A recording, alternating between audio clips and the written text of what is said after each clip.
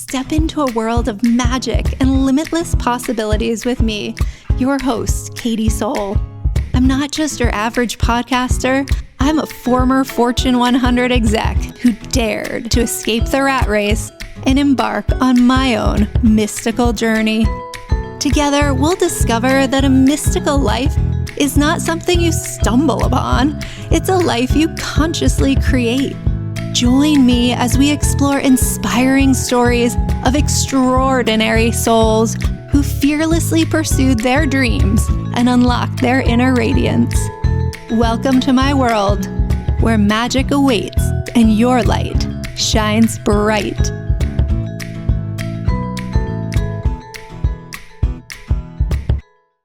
Hello and welcome to the Mystical Living Podcast. I am so grateful to have our guest on here today. Kat comes to us as an artist, and we are going to have such a fascinating conversation exploring her personal journey and the world of art. I can't wait. Kat, can you tell us who you are really? Thank you so much for having me. It's such a pleasure to be here with you, and I'm just so excited to chat and connect. I am Ekaterina Popova. I'm an artist first and foremost, human soul, but I am also a creative entrepreneur, and I love to coach other female founders, creators, and artists, and also a co-author of 2 books. One of them just came out in May through Chronicle. So thank you so much for having me here. Oh, thank you for being here. Before we dive in, we always have a practice where we just take a moment to drop in, take that elevator ride down from our minds where that human self resides and into our heart where the divine resides.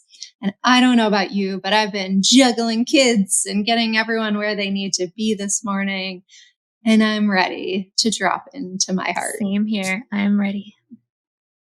Okay, so we can take a moment and close our eyes.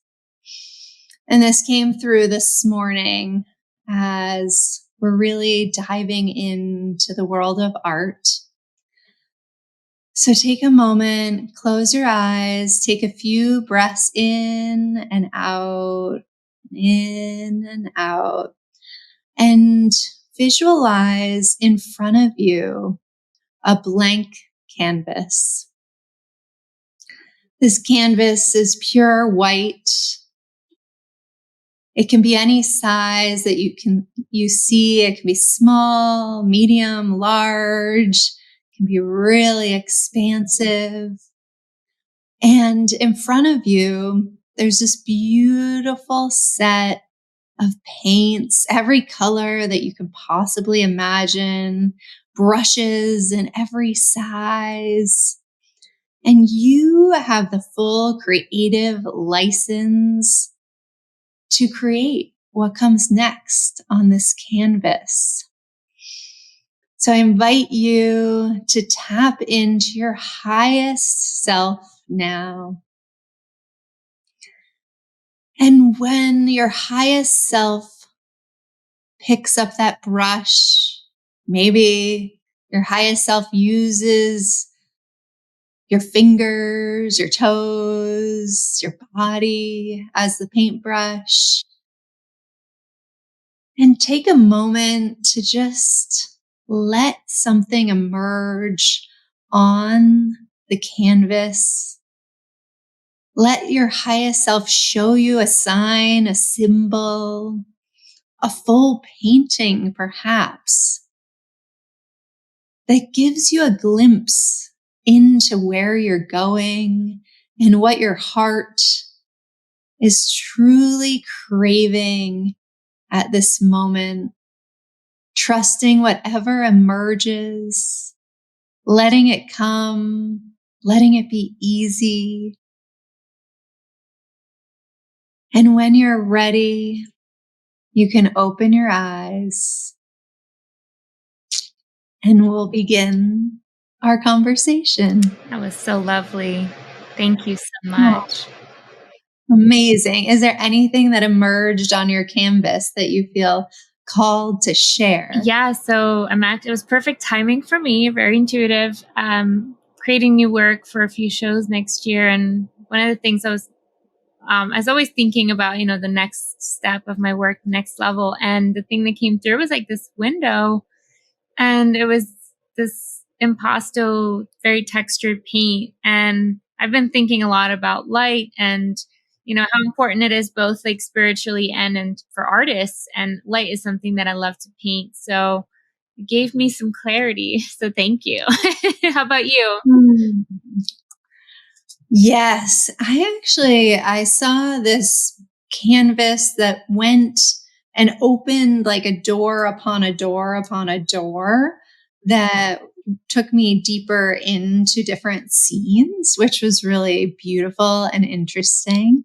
And I just celebrated my 41st birthday, and I completed my Venus return, which, if you're into astrology at all, is this 1.5 year cycle where you go into the underworld and then you get to re-emerge back out. And I just finished the completion of it, which felt really good and potent and feels like all sorts of new doors are opening. Beautiful. So that visual felt potent to me too. That's beautiful.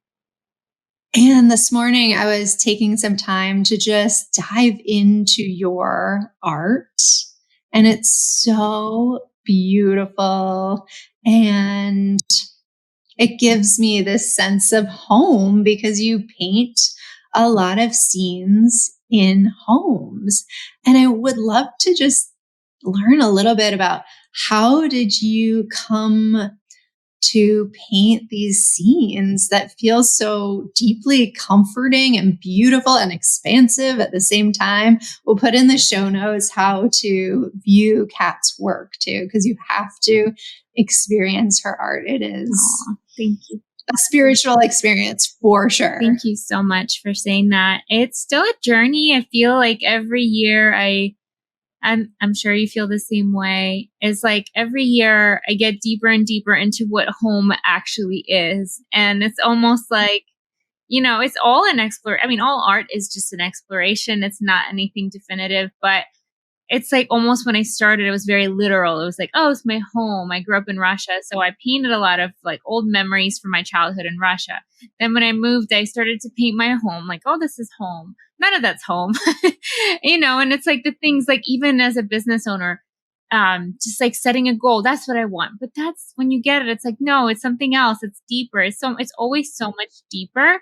So for me, it's just honestly it's almost like going back to the most simple meaning of it, like belonging. Who are we? And it's just trying to capture that feeling of being grounded and feeling welcome and safe and seen inside a space, or emotional space even.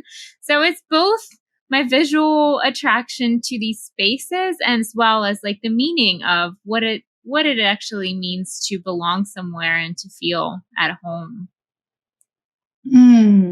That makes so much sense. I'm thinking two of your paintings are emerging in my mind's eye as we're talking. There's this one that you've done that has this bathtub, and it has these like beautiful pink curtains coming down. There's candles, and the way the light comes in is just like, ooh, it does feel like this sense of home beyond the physical place that you're painting, but this deeper essence of beauty and light. And even though you can't see the water element, you so feel that flow in the painting.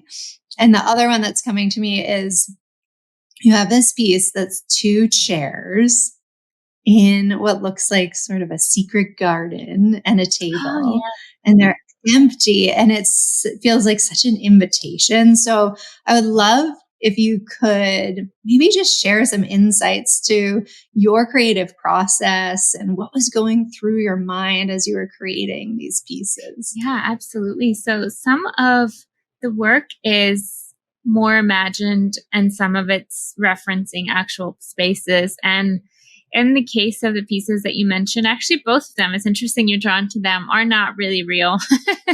They are imagined.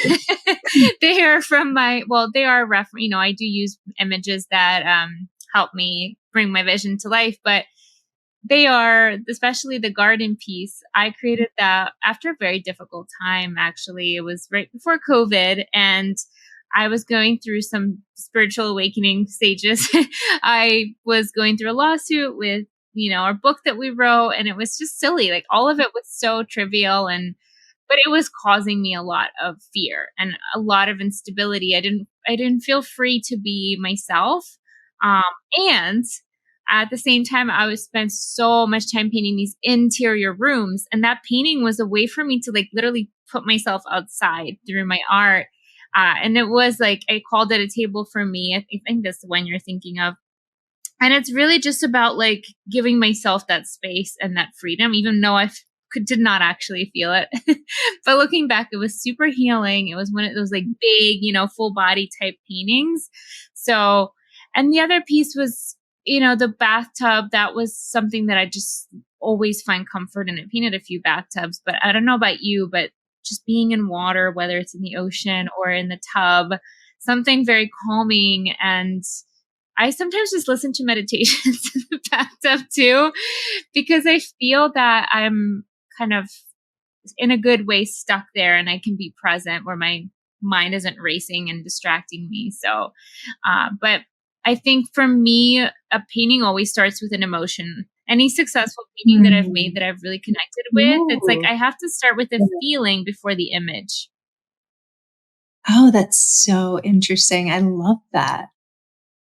Now, let's circle back for a minute into that time in your life where some fear was coming up. There were external things happening that felt scary at the time. And what was your way into your spiritual journey at that time? And just walk us through sort of what happened and what led you to where you are now in your journey. Definitely. There are so many very fearful person, but I'm working through it, and I learned so much. I'm sure we all have, fear, but I think that the time that comes to mind to me now, as you asked me this question, is when I lost my first business.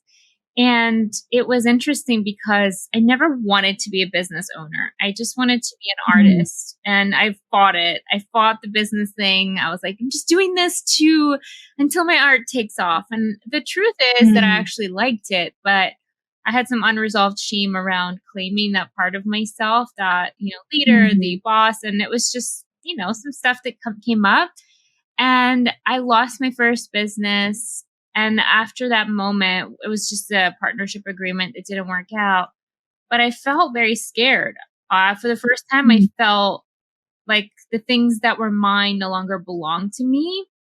And, I started to really lean into my spirituality around this time slowly. I'm not going to lie, it wasn't very graceful. It was a lot of crying. Usually isn't. It was pretty much feeling bad for myself, drinking too much wine, and being very afraid and angry.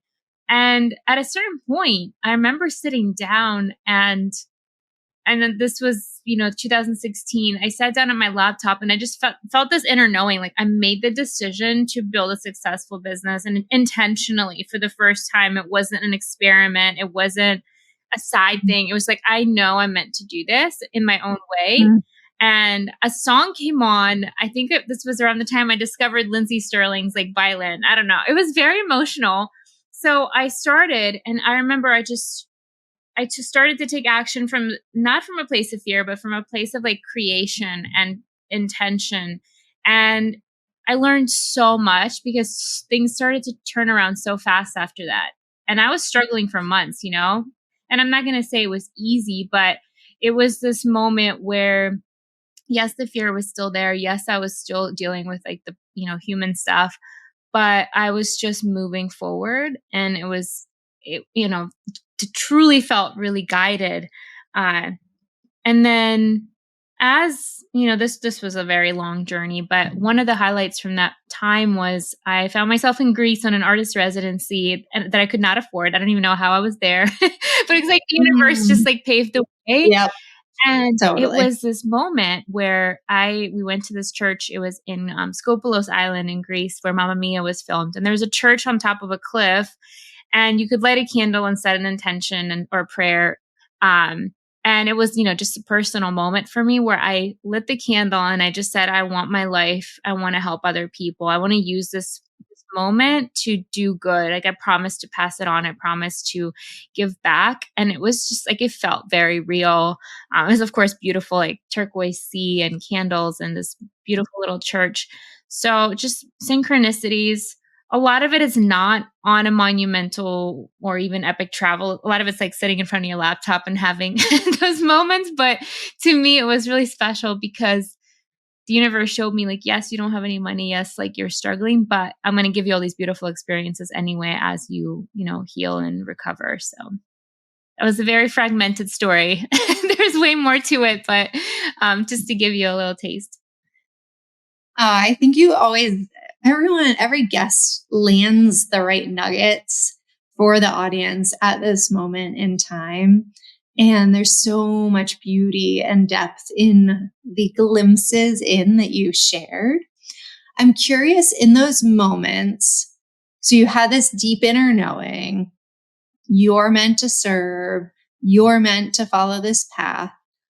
But I wonder, were there moments though that you started to question yourself, even though you're so certain? Or was it just like, I'm dropped in and I'm going? Absolutely. One moment was around this time. I also, was just living off my credit cards. I just quit. When this happened, I was very new to leaving my day job and I had savings, but because of the business ending so abruptly, I had to use them all up really fast. And I was just living off my credit card.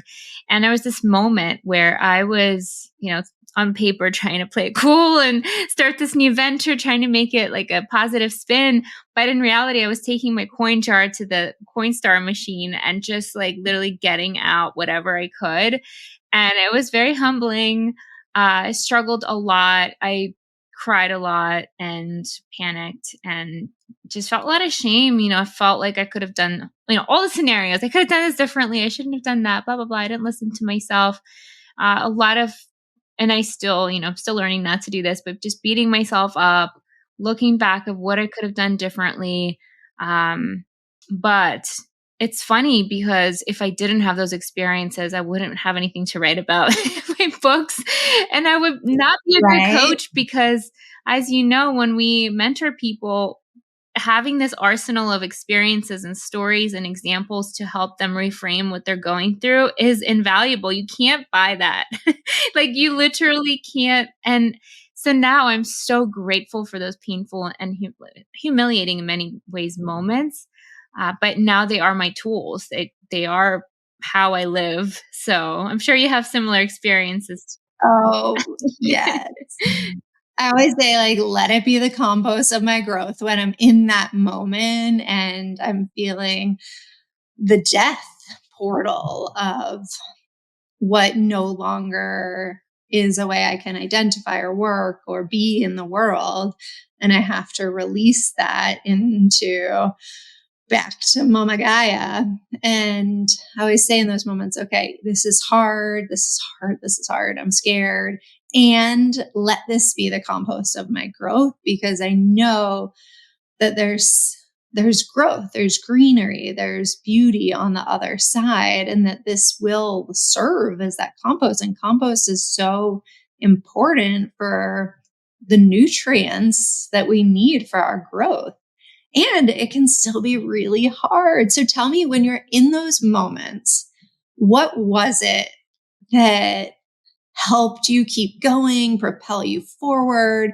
For those members of our audience listening that are like, oh my gosh, I'm in one of those moments now, particularly our entrepreneurial friends who are on the roller Every coaster day. ride. Every day. Every day, every day. What do you do for yourself in those moments where you're just like in that panic, the fear creeps in, how do you propel yourself forward? Oh my gosh, how? All the ways. When I was going through the darkest of it, and even recently I had some challenging seasons too. This year was a little rough, but I just worked through it faster now. It's still the same process. But when I first started, I would like hang on to anything. I remember like discovering Gabby Bernstein's books and like any mantra and any like breath work that she had. I remember, especially for me, it was a lot of financial stress. And she had this one exercise where you would just literally imagine yourself inhaling abundance, exhaling fear, doubt, scarcity. And I would just do that. I was so humbled that I would be willing to do all the things that I thought were silly or stupid. I would go through all the exercises, the tapping, the EFT, the meditations, and anything I could find on YouTube or Audible. This was before I could really afford any kind of course. So I just consumed and got, I think what was really helpful, I'm not sure if you can relate to this, but I would look at people who inspire me and their stories and their struggles to normalize what I Mhm. was going through. Like even reading a snippet about Oprah getting fired would give me some hope. You know, it wasn't that I had the same situation as her, or reading about how the inventor of, Dyson vacuums got rejected a million times, and just reading, normalizing these struggles so that I don't feel like I'm doing something wrong. And then I think on a personal note, I always had this tiny, tiny, very quiet voice. It was like, you're meant for great things. You're meant for great things. And lately it's been saying during those hard times, it's like, this is how it happens. So it changed from get Mm. me out of this, but like, this is how it's going to work. So just like staying in that discomfort and knowing like this probably is the path. This is how the puzzle pieces come together in a very torturesome way. But when I look back now, being in my 30s, I can reflect and see, okay, this has actually worked out in the past. So I'm going to just trust this horrible feeling. Totally, totally. Oh my gosh. And what I love too is all the techniques that you shared. For me, really, the basis of my work is helping people in the moment to remember how to move out of the mind where like all the fears and worries reside and back into the heart. And through the mantras, through the tapping, through the little bits and bobs that you are getting on the internet from free content. It was just taking you on that elevator ride over and over and over, which is so beautiful because when we can get back into our heart space, that's when we can really remember who we truly are and leading from here versus leading from here. I mean, I love the mind. It's great, but it also brings up all this, why shouldn't I do that? Fear of what will people think?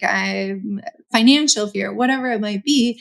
Whereas the heart just knows the truth and the path to walk forward. So Absolutely. thank you so much for sharing all your Thank techniques. you. And the other technique that's not official is driving in the car and just listening to whatever music is calling you and just kind of letting the emotions out through screaming, crying, singing, whatever. Like you said, just getting that energy out of the body can be so Yeah, helpful. Because sometimes when you're in that space, like I know exercise is awesome and I love working out, but sometimes you just don't want to be around people, or you don't want to do something that's just like very disruptive to your current state. So sometimes just music is a great way to pull it out of yourself as well. totally. And the car can be so great, even chanting or just having a release. I just had a long car drive the other night from an event in Maine back home. And I love the car because I get the most quiet in the car and I just get into this meditative state. And sometimes it's a little scary too, because you just are like, oh my gosh, like I've been driving and I think I was present, but it's like an hour Totally. I'm like, where did and that what just go? happened? I feel I had the same experience the other day. I'm like, whoa, 2 hours just went by. Where was I?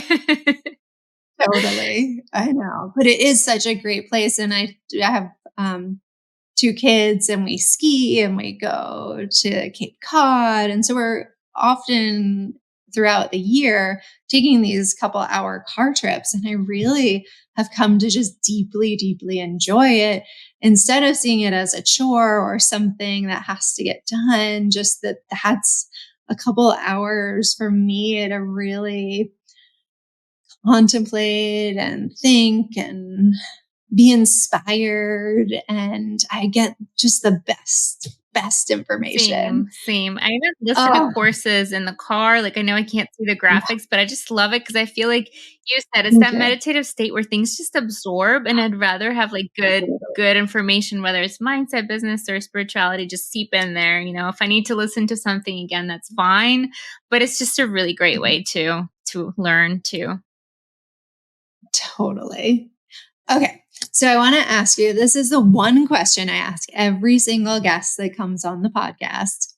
And it's because my life motto, if I were to really sum it up, is about following your light, because what lights you up lights up the world. So I am curious, what lights you up? Ooh, this is such a great question, and I love it. And when I looked at your website, it just like I feel your light through your work, Oh, and just being in your presence now too. I think mm, for me, it's just always been creation, and I know it's very basic because I'm an artist, but it wasn't just like art. When I was little, it would be anything like making a fake restaurant or mud pies or just making stuff out of anything. I was obsessed with just like I get antsy, and it's funny because, in the business world, they tell you to focus and just like do this one thing and do it well. And I could never put myself in that box. I tried and I really could not. me too. Me too. So I think just owning that and knowing like, hey, it's not even about the business. This is nothing to do with business. It's who we are. We got to let it out. It might not go anywhere, or it might be the next masterpiece. Who cares? And it was the same thing. And I found myself when I listened too much to other people's advice or other people's coaching, which is Mhm, wonderful. And they have their place. I was feeling like restraint. I felt very trapped, and mhm, I felt like I had all these ideas, but I couldn't get them out because it was wrong or it was a waste of time or just going to confuse people. And it's funny, when I let myself do it, all the things that I create make sense. When I'm following my intuition, following my light, the things that are coming out, they might not be perfectly in the box for my brand, but somehow they work and they reach the right people at the right time. And when I don't do that, when I force things, when I'm like, it's time to launch a program, let's follow the A&B mhm. launch plan, that just makes like is literally zaps the life out of me. So I learned to kind of, move to my own rhythm and trust myself a little bit more over the years, because it's the feeling, it's the resistance that is a red flag for me. If I'm feeling resistance towards something, it's probably because I'm forcing it or doing something that someone said I should be doing. When I'm aligned and I'm following my light, things just like come out. Like I can write a sales page in like 10 minutes and like people sign up right away. I don't even have anything fancy. It's just like, this is what it is. We got to work together. So, how about you? Oh, okay. Well, I feel like you are really speaking on my behalf right now as well. And a lot of my journey, so I spent 18 years in corporate America and I didn't leave until a year ago. Wow.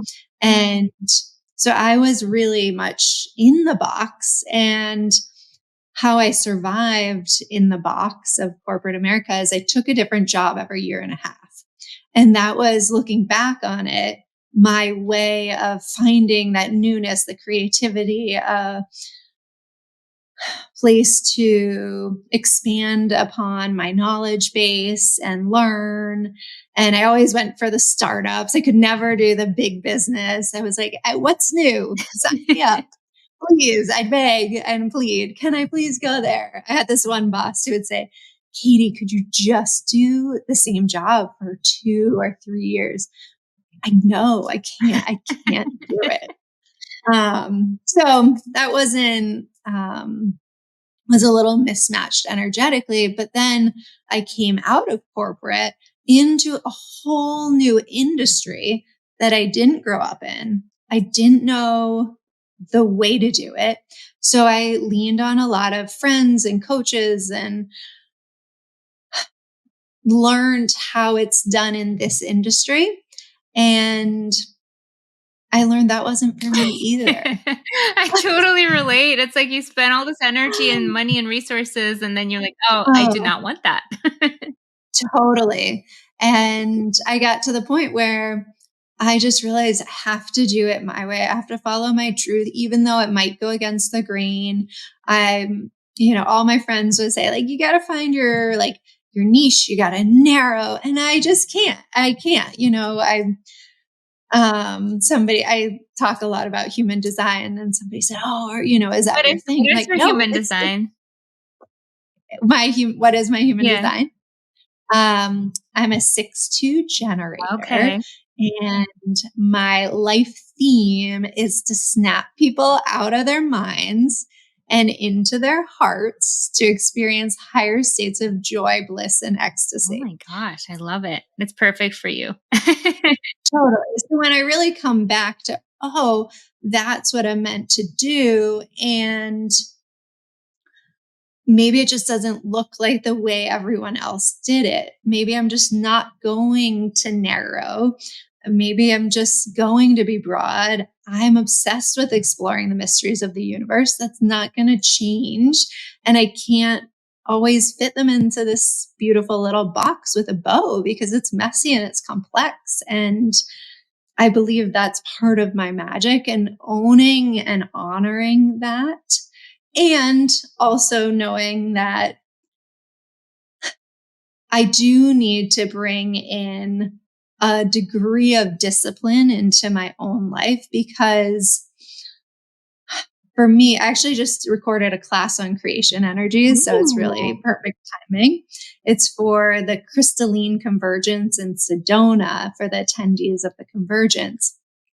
And I do think creators are going to become so much more important as we go into this next decade that we're emerging into, because as technology is changing the way that we do things, there's a beauty to that. And there's also a mindlessness to it, where if you're not writing your truth, and chat GTP is, what exactly is happening there? And I'm all for leveraging technology as you see fit and what comes in through your heart. And I want to offer that counterbalance to, we are creator beings. We create our own reality. And in order to do that, we have to be creating. We have to be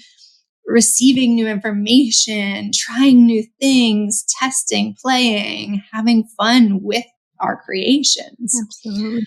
And so, whole tangent on all of that. But I resonate deeply with being a creator and allowing myself that creative freedom to do things when they come through spontaneously, and instead of trying to do it in a methodology that is beautiful and has worked for lots of people. I'm finding that my success comes when I do it my own way, even if it's unorthodox in the industry I now find myself I in. love that.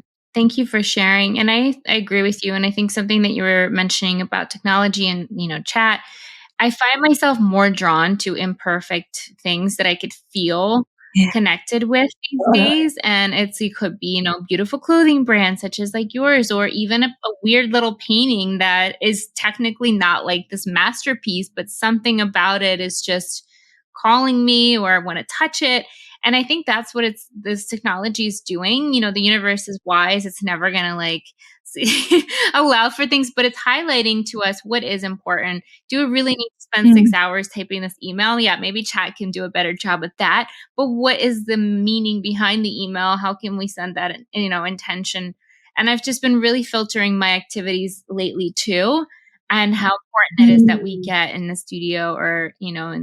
wherever we create to, because that can never be replaced. So it's really beautiful. No, no. I mean, like your artwork. that like that's so coming from this deepness inside of you. And it can't be replicated or replaced. And it's so just beautiful and wise. I'm curious too. I know that you work a lot with the light. And I see a lot of elements of nature, even in your indoor pieces, weaving in. So tell us, what's your journey been with nature? Absolutely. So I love nature growing up, and I think most kids just naturally.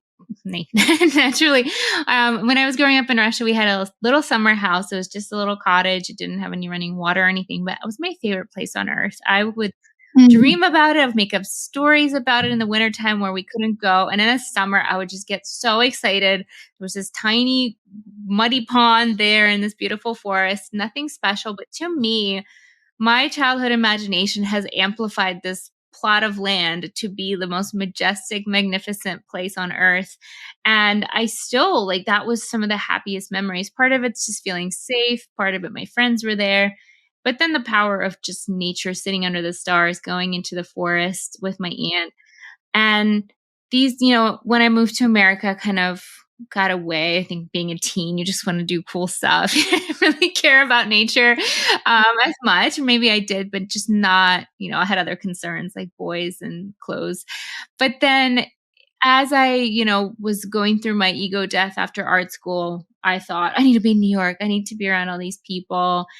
And it just kind of got away from me until I started to get really depressed. And my boyfriend, who loves camping, luckily came into my life, and he kind of reintroduced me back to my, first love, which I kind of lost. And so we go camping together, we go hiking, we go on trail runs. And the past, I would say 5 years, I've really fallen in love with it again because it's who we are, but it makes no sense. We get so distracted.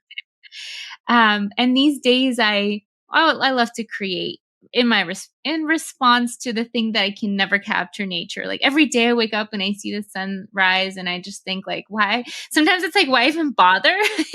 But then the other part of me is like, it's so beautiful. All you can do is just acknowledge how gorgeous this is and how my thing is important too in its own way. But this, like, it's already done. So it kind of takes the pressure off. The most amazing thing's already created. All we have to do is just, create our response to it or our energy. So it's such a special thing. And during COVID, it really saved my mental health. I don't know about you, but it just was my anchor. Morning walks with my dog. I got a dog too. And he introduced me to nature in a different way with all the creatures he notices and, all his little worlds. It was very special. So it definitely has played the past few years. My paintings kind of have two different things: the spaces and then the real home, our home. Yeah. Oh, it's so beautiful. And like you said, there is so much beauty innately in nature that when we take the time to really deepen with and go into contemplation, the world just gets quiet all of a sudden. And you have these light bulb moments when you're sitting there just looking at a leaf or watching a bee drink the nectar from a flower. And it's all just working symbiotically in this beautiful orchestration. And it reminds me often nature just happens naturally. And when we remember in our own lives that, of course, we're going to have goals and things we want to accomplish in this life, but there's also a natural course to our lives that takes some pressure off too, which is a beautiful place to just simmer in at times. I love that. I love that. It's true. Whenever I feel stressed or fearful, I just go outside and I see everything still working. Everything's coming back after a winter or, a dry season. The rain comes, and it just reminds you that these temporary things are normal and they're part of the process too. So, looking back on your journey, I'd love you to share maybe one or two keys of wisdom that you found that have really helped you find this sense of peace, belonging, and success in your journey? I think the biggest piece of learning, I wouldn't even call it wisdom because I had to learn lessons so many times. I would not call it I know. wise. It was one of those, like, it kept knocking and I just didn't answer. Yep, yep, yep. But it was, you know what it was? It was taking things off the pedestal. So just, it Ooh. was when I just stopped Mm, caring, then it happens. Or when I take it off from this high place and I just say, I'll be mm. happy whether it happens or not. I'll be happy if I have Yeah. to live in a tent or Mm. not, or in my dream house. That's when things start to happen, because when we surrender it, we become the master and not that thing of us. And I'm still learning it in many parts of my life.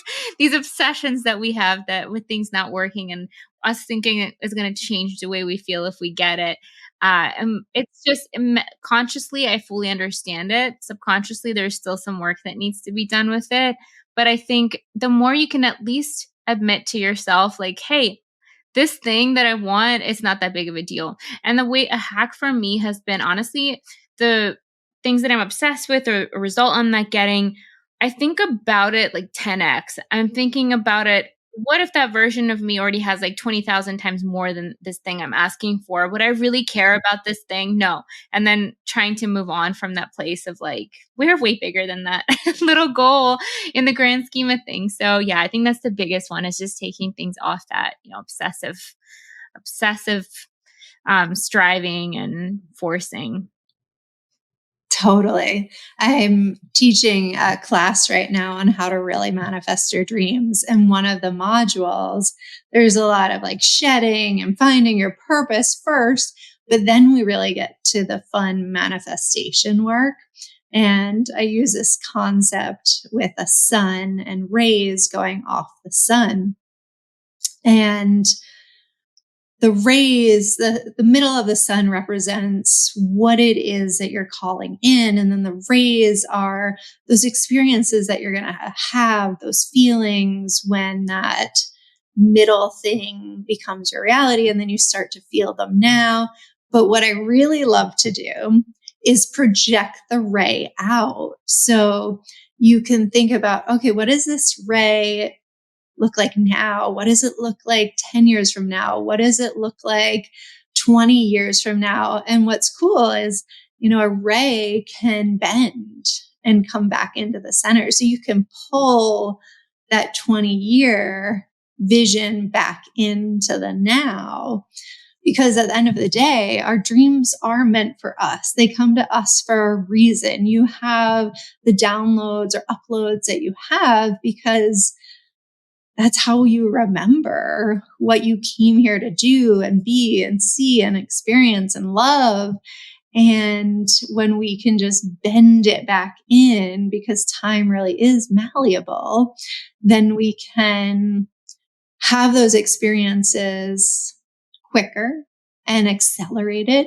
And the last part of the practice is then you surrender it all. You put it all in a little balloon and let it go up into the sky, because we aren't in, when we try to hold on so tight and control it, it doesn't work. No, it does not.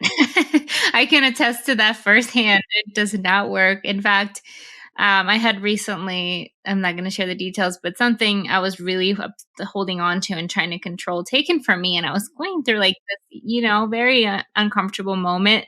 And this was just a few months ago, and I was crying and I'm like, this is so not fair. And then I got this download and it was like, well, you're really holding on to it so tight, you couldn't even enjoy it. So let's start over. You can still have it, but can we like reestablish how you're going to have it so you can hold it, grow it, multiply it, whatever, but you're not to be afraid of it constantly leaving you, because that was what was happening. So Yeah. I think it's just, that surrender is so important, and reestablishing our relationship with these things is key.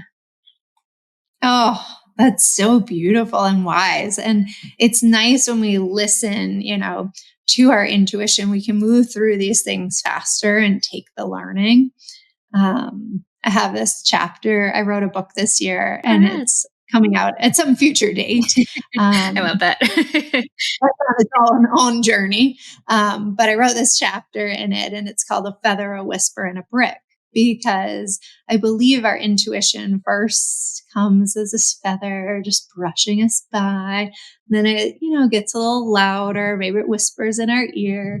And then when we really don't listen, then it comes crashing down like a brick, or in my case, at times, many bricks. Yes. And so now I really like to pay attention to the feather. I don't always catch it, but most of the time now I at least catch it at the whisper and avoid the brick experience, because having been through those, it's not the most fun. No, it really is not. And I mean, we always come out of it stronger, but it's not necessary.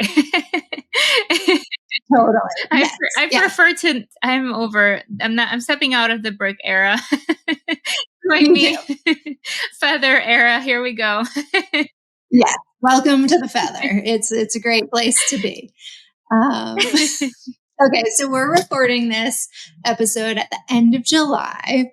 What are you dreaming into for the balance of the summer? Ooh, I love that. So my goal this year was to learn to surf, and I was fortunate enough because there's so many metaphors with the ocean and us and our spirit and, life's ups and downs. So I really want to catch the waves. I want to channel the energy. I love that.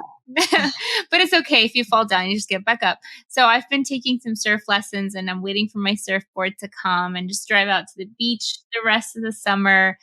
And honestly, just figuring out what's next in my work and slowly easing back into studio time as fall enters. And how about you? Ooh, well, I think I might pull in that frequency of riding the waves into my life too. That sounds really juicy and expansive. So I'm going to be contemplating that. And August, I'm really grounding. It's a big family month for me, connecting with nature, the ocean, my loves in my life, and also setting us up for a beautiful transition into fall. I have one kid going to a new school next year, so that's really top of mind for me, as using this next month to prepare him, get him ready, feeling grounded.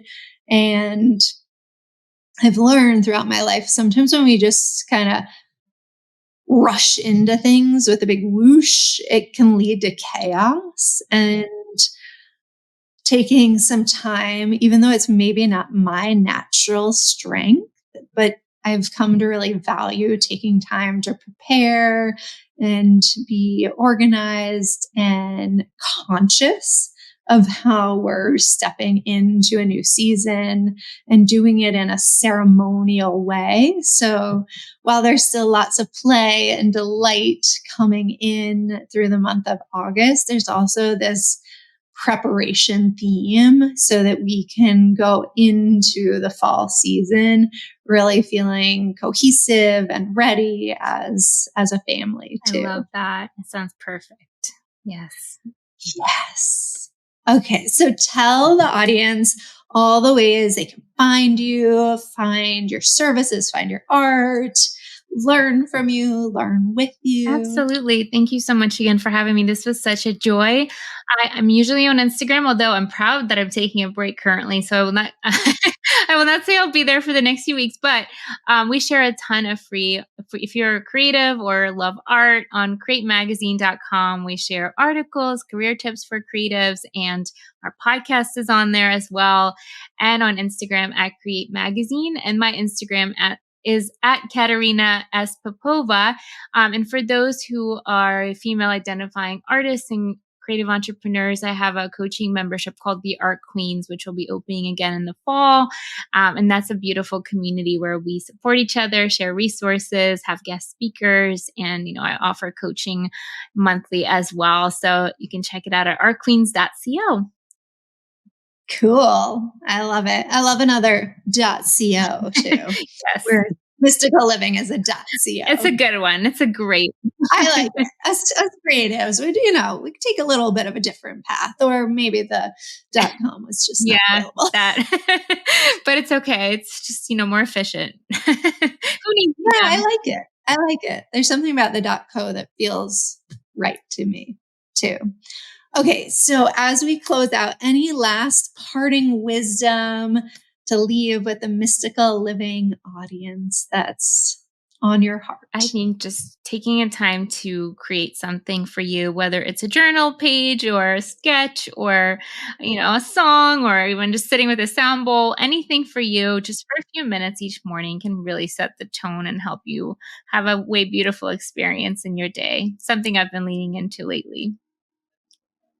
Beautiful. I love your parting wisdom.